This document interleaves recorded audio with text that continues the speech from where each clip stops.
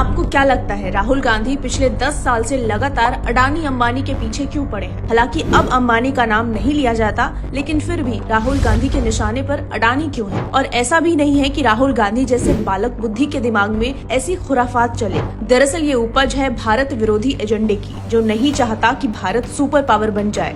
राहुल को एतराज भारत ना बन जाए आत्मनिर्भर। पिछले कई दशकों से लगातार इंडस्ट्री जगत में अमेरिका की कंपनियों का दबदबा है और अरब देशों के बाद भारत अमेरिका से ही नेचुरल गैस इंपोर्ट करता है। ऐसे में भारत की एक कंपनी अपने ही देश में भारत को एनर्जी के सेक्टर में आत्मनिर्भर बनाने में लगी है, तो राहुल गांधी को क्यों चुभ रहा है? दरअसल अहमदाबाद में फ्रांस की एक कंपनी टोटल और अडानी मिलकर दुनिया का सबसे बड़ा हाइड्रोजन प्लांट लगाने जा रहे हैं, जो आने वाले समय में भारत की तेल पर निर्भरता को कम करेगा। क्योंकि हम सब जानते हैं कि भारत में तेल के उत्पादन का कोई साधन नहीं है। फिलहाल भारत में Adani green energy natural gas का प्रोडक्शन करता है और 2030 तक इसने 50 गीगावाट प्रोडक्शन का टारगेट रखा है। 1 गीगावाट से 8.5 लाख से ज्यादा परिवारों को बिजली मिलती है, तो अंदाजा लगाइए 50 गीगावाट से कितनी मिलेगी, वो भी ग्रीन एनर्जी, जो प्रदूषण से तो बचाएगी ही, साथ ही भारत को एनर्जी सेक्टर में आत्मनिर्भर बनाएगी। फिलहाल कुछ विदेशी ताकतें तेल का धौंस दिखाकर भारत पर दबाव डालने की कोशिश करते हैं, क्योंकि तेल पर निर्भरता ही भारत का सबसे बड़ा ट्रिगर पॉइंट है। और अगर ग्रीन एनर्जी में भारत आत्मनिर्भर हो गया तो भारत को सुपर पावर बनने से कोई ताकत नहीं रोक सकती।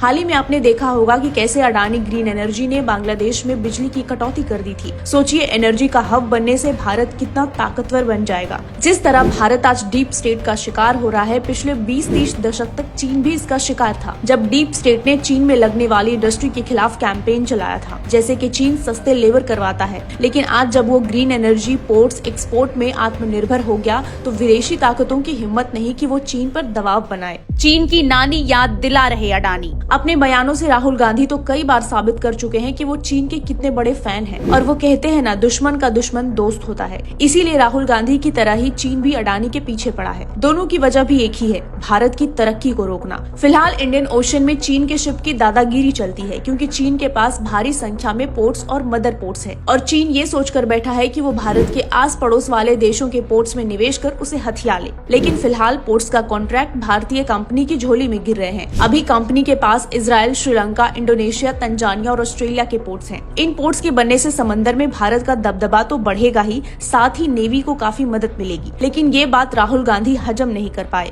समझ नहीं आ रहा राहुल गांधी को दिक्कत किस बात की है। समंदर में भारत के दबदबे वाले पोर्ट्स बढ़ रहे हैं इसीलिए, या फिर चीन को झटका लग जाएगा इसलिए। राहुल गांधी जिस लिस्ट का बार बार जिक्र करते हैं, 2011 की लिस्ट निकालकर वो क्यों नहीं देखते कि अंबानी कोई आज के सबसे अमीर नहीं है। 2011 में यूपीए सरकार में दुनिया के टॉप 10 लिस्ट में भी अंबानी का नाम था। 100 बात की एक बात, दरअसल दिक्कत इन दोनों की यही है कि ये गुजराती हैं। खैर, अडानी ग्रुप एयरपोर्ट बनाने के प्रोजेक्ट में एंट्री ले चुकी है। चीन को झटका देकर अडानी नेपाल में पोर्ट बनाने की जिम्मेदारी ली है। इम्पोर्ट एक्सपोर्ट के लिए कंटेनर और डिफेंस सेक्टर में भी भारत को सुपर पावर बनाने के काम में लगी है। इसीलिए राहुल गांधी हरियाणा चुनाव के हार पर चिंतन मनन करने के बजाय अडानी एक्सपर्ट बनकर बैठे हैं। कभी वो विदेशी तथाकथित हिंडनबर्ग की रिपोर्ट पर हल्ला मचाते हैं, लेकिन अपने शासित राज्य में अडानी का खूब डोनेशन खाते हैं। ये कैसी दोगली राजनीति है? तो शायद इसका मतलब ये तो नहीं कि अडानी चाहे कांग्रेस शासित राज्यों में निवेश और डोनेशन देते हों, लेकिन कांग्रेस पार्टी को डायरेक्ट फंड नहीं देते। शायद वो भी समझते हों कि पूरा पैसा तो गांधी परिवार की जेब में जाने वाला है। इसीलिए कांग्रेस के सीएम अडानी को कभी नहीं घेरते, सिर्फ राहुल गांधी ऐसा करते हैं। क्रोनोलॉजी समझिए।